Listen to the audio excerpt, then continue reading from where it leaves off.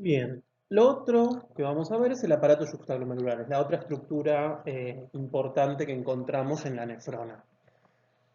¿Se acuerdan que habíamos visto, esto ya lo vimos en esta imagen, en la cual estaba el glomérulo, donde se filtraba, el túbulo contorneado proximal, el asa de Henle y el túbulo contorneado distal? Pero algo que no marcamos antes es que fíjense que el túbulo contorneado distal pasa justo entre las arteriolas aferentes y eferentes del corpúsculo que le dio origen.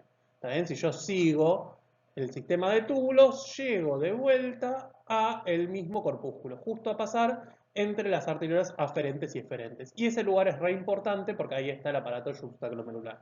Si yo miro ese lugar, voy a encontrar entonces de vuelta el glomérulo, la cápsula de Bowman, esta sería la hoja parietal, acá está el espacio de Bowman, y el túbulo contorneado proximal. Y si yo siguiera este túbulo contorneado proximal, eventualmente llegaría a este túbulo contorneado distal. Y ese túbulo contorneado distal pasa justo entre las arteriolas aferente y eferente de este mismo corpúsculo. Y este lugar donde se tocan el túbulo distal y la arteriola aferente, este lugar es muy importante. Porque en este lugar las células tanto del túbulo contorneado distal como de la arteriola aferente sufren modificaciones, se diferencian, son células especiales que van a tener una función especial que es básicamente regular la presión arterial. Porque en ese lugar, entonces, de vuelta, acá tenemos el glomérulo, la arteriola aferente que llega, el glomérulo y la arteriola eferente que sale, y el túbulo distal, que nombrábamos recién, que está ahí.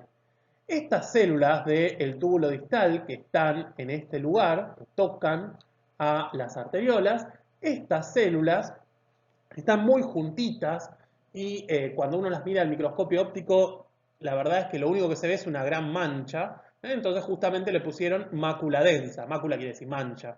Por eso, inmaculada sin mancha. La mácula densa es básicamente una gran mancha. Los tipos no son muy originales con los nombres, entonces cuando vieron una mancha le pusieron mancha. En latín, como para que quedara más lindo y qué sé yo, pero es básicamente lo que vieron, una mancha.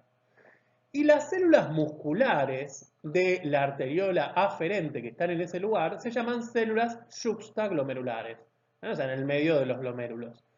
Esas células yuxtaglomerulares son muy importantes porque son células musculares modificadas que están todo el tiempo sensando la presión arterial que hay acá en esta arteriola aferente, la presión que le llega al glomérulo.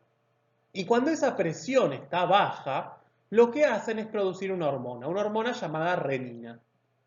Esa hormona renina forma parte de todo un sistema hormonal, ¿saben? Una cascada de reacciones y de hormonas que se van secretando, que es el sistema renina-angiotensina-aldosterona. El sistema renina-angiotensina-aldosterona empieza entonces con la renina que se secreta cuando la presión baja por las células yuxtaglomerulares. Esa renina actúa sobre el angiotensinógeno que está en la sangre para producir angiotensina 1, que cuando pasa por el pulmón, por la enzima convertidora de angiotensina, o ECA para los amigos, forma angiotensina 2, que va a la corteza de la glándula suprarrenal para estimular la secreción de aldosterona. Y tanto la angiotensina 2 como la aldosterona lo que hacen es retener agua y sodio en el riñón. Hacen la reabsorción de agua y de sodio. ¿Está bien? ¿Se acuerdan que habíamos visto que la reabsorción era cuando cosas que ya se habían filtrado, que ya estaban en la orina, vuelven a ser reabsorbidos justamente hacia los capilares peritubulares, hacia la sangre? Entonces, si yo le saco agua y sodio a la orina para pasarlo a la sangre, la orina obviamente va a ser menos, porque tiene menos agua, tiene menos volumen.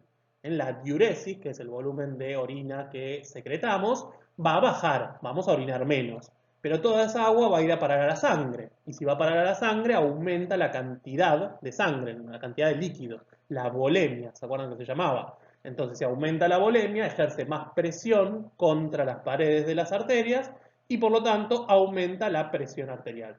Está buenísimo porque todo esto había comenzado porque la presión estaba baja. Entonces, a través de toda esta cascada hormonal, lo que logramos fue volver a subir la presión y recuperar la homeostasis. Entonces sube la presión y somos todos felices y contentos, sobre todo el paciente que no se muere por por una hipotensión.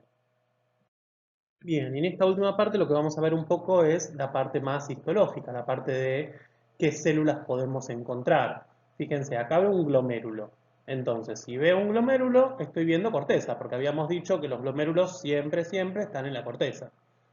Rodeando el glomérulo de vuelta, tengo a la cápsula de Bowman, el espacio de Bowman sería la parte blanca, y fíjense, ven que acá se ve bien los núcleos aplanados, son células planas simples, que son la capa parietal de la cápsula de Bowman, que era un epitelio plano simple. Y después veo túbulos, túbulos por todos lados, algunos P de proximales y otros D de distales. ¿Está bien? Los túbulos proximales, como los distales, tienen epitelios que son cúbicos simples o cilíndrico bajo, pone acá. Son un poquito más altos por ahí, pero son cúbicos. Pero fíjense que la luz, mientras que en los distales es un poco más blanca, más limpita, en los proximales veo un montón de microvellosidades que son el borde del cepillo. Un montón de microvellosidades de esas células cúbicas simples. Esas microvellosidades, que en algunos libros lo van a encontrar como luz sucia, porque justamente todas esas microvellosidades, esos pelitos que se ven ahí asomando, hacen como que la luz no se vea totalmente blanca. Eso me sirve para diferenciar un poco los proximales de los distales. Tiene tantas microvellosidades justamente para aumentar la superficie de reabsorción. Algo parecido a lo que vamos a ver en el intestino. En el intestino también hay microvellosidades para aumentar la absorción, en este caso de nutrientes. Acá es la reabsorción. ¿Está bien? Y como tiene muchísima más funcionalidad de reabsorción los proximales, tienen más microvellosidades que los distales. Los puedo diferenciar un poco. ¿Bien? Acá algo muy parecido, fíjense, corteza renal, acá veo el glomérulo. En realidad es al revés. Veo el glomérulo y por lo tanto sé que tiene que ser corteza. Porque piensen que este título no va a estar en el examen. Entonces, es justamente a partir de este tipo de cosas las que yo uso para lo que se conoce como diagnóstico diferencial, para saber qué es lo que estoy viendo. Y acá veo toda la parte negativa, la parte blanca, que es el espacio de Bowman. Y el epitelio plano simple que corresponde a la hoja parietal de la cápsula de Bowman. Y después los mismos túbulos que veíamos antes. Fíjense acá se ve bien esto que decíamos antes de las microvellosidades. Cuando llego a la médula ya no veo más glomérulos. Ven que no hay glomérulos por ningún lado, sino que está lleno de túbulos.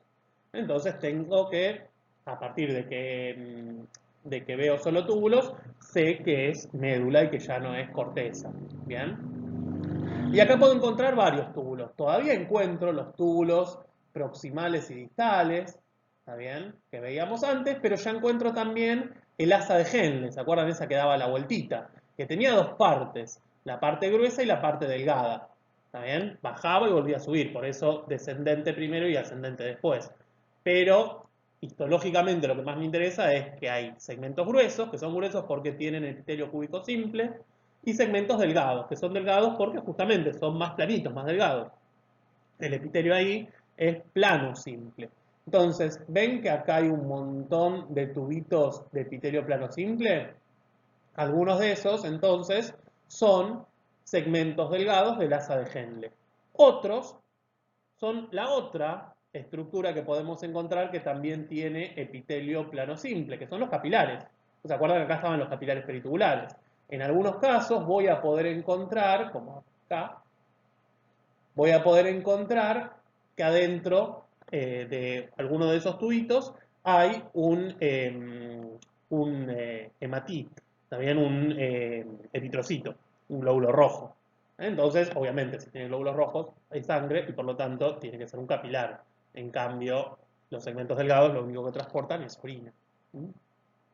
Y después también voy a encontrar algunos más grandes, como este que está acá, que son los túbulos colectores. ¿Se acuerdan que lo otro que podía encontrar eran esos túbulos más grandes que recogían la orina? Si sigo bajando, si me acerco cada vez más al ilio renal, en la parte de la puntita de la pirámide de la médula, Ya estoy llegando al lugar por donde sale la pelvis renal. Voy, esto que se conoce como médula interna, voy a encontrar que el asa de Henle ya solo tengo la puntita, la vueltita del asa de Henle, que es solamente el segmento delgado. Ya no voy a encontrar los segmentos gruesos porque esos estaban más arriba. Entonces, muchos de todos estos túbulos finitos, de plano simple, son justamente segmentos delgados del asa de Henle. Y fíjense que acá se ve re bien, este o este, que tienen eritrocitos adentro. O sea que esos ya no son segmentos delgados del asa de Henle, sino que tienen que ser vasos rectos. Estos vasos rectos son parte de los capilares peritubulares, así es como se llaman. Y después tengo estos, que son cúbicos simples, que son los túbulos colectores. Los túbulos colectores eran los que estaban recogiendo la orina de todas las nefronas, y acá ya están llegando, porque justamente es médula interna, están llegando a confluir todos esos túbulos colectores en la papila. ¿Se acuerdan que esto lo vieron en la parte de anato? La papila que drenaba después en los cálices menores, que drenaba en los cálices mayores, que drenaba en la pelvis renal, que salía del riñón, que iba hacia los uréteres, uno de cada lado, que iba a la vejiga, que iba a la uretra, que iba a el inodoro y o arbolito. Bien, espero que les haya servido y nos vemos en la próxima clase.